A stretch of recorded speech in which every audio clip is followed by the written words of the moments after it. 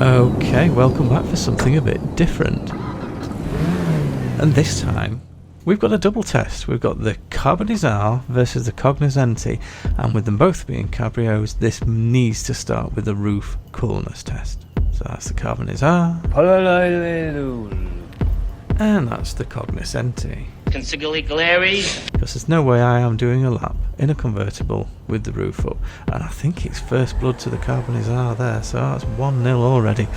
Right, let's get these two things on a lap and see how we do. Now the first thing, I guess, I'm fairly sure I'm butchering both of those names, so I'm just going to call the blue one the Grotti and the black one the Enus, which means I'm going to spend the whole video talking about my Grotti Enus, which is not what I thought I'd be doing today.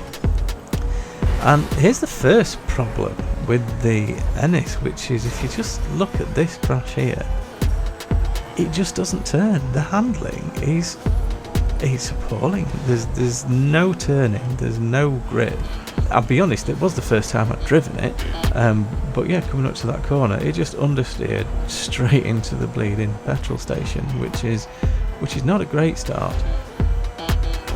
But looking at the Grotti, this is actually the first time I've driven one of these upgraded. This is actually one of the cars that you can steal from the street, but obviously when you steal them from the street, you want to get the base model. And I'll be honest, I do think it's time that they re-looked at the value of cars that you could keep, because things like this and the Comet, you should really be able to store those in your garage now, because when it comes to the cost, these are both back in Simeon's this week, which is why I'm reviewing them, and they're both within $10,000 of each other. I think one of them is 185 and one of them is 195, which with the way the economy works in this game at the moment, that's practically free. It might as well be a free car. You can earn a couple of $100,000 in a few minutes in this game these days. So there should be no reason we shouldn't be able to keep that. But what this means, this is the first time I've actually driven the Carbonizzare with some upgrades, and I've got to admit, it's actually pretty nice. It handles really nice. It sounds nice as well. The Cogniscenti sounds a little bit dull.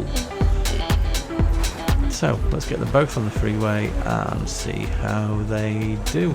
If you notice that the timers are going a little bit out of sync, that's because what I'm going to do, I'm going to make sure that these things go over the finish line at the same time, which will mean I just need to speed them up to a different degree.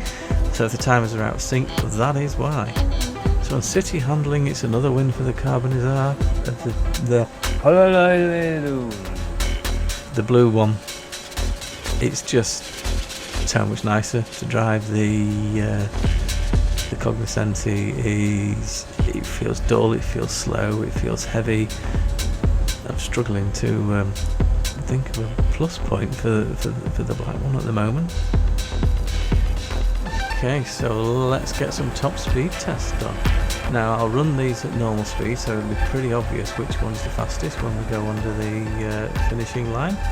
I'm sure you know by now. The 2 points on the map, a mile apart.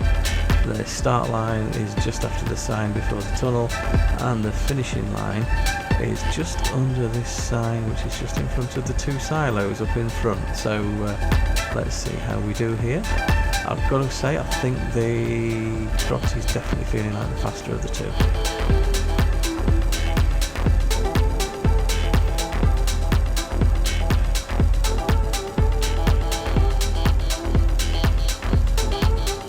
So final review time, what do we think? Should you buy them? Should you buy both of them? Should you ignore both of them? I'll be honest, they're cheap enough to buy both of them. They're only a couple of $100,000 a piece, even after the upgrades. If you only wanted to buy one, my favourite from these two is definitely the Carbonizzare. It's faster, it drives nicer. I think it looks a lot better. It looks like a really fabulous thing, you know, based on the F12, I believe it is. Not that the Cogniscenti is ugly. This is clearly based on the Continental GT Cabrio, and they've done a really, really good job with it.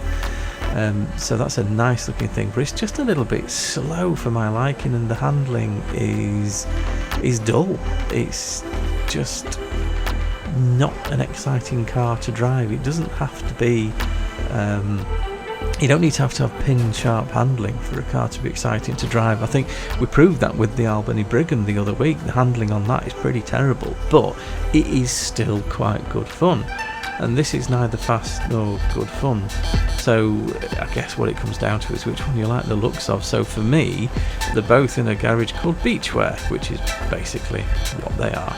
They are beachwear, and they can stay there.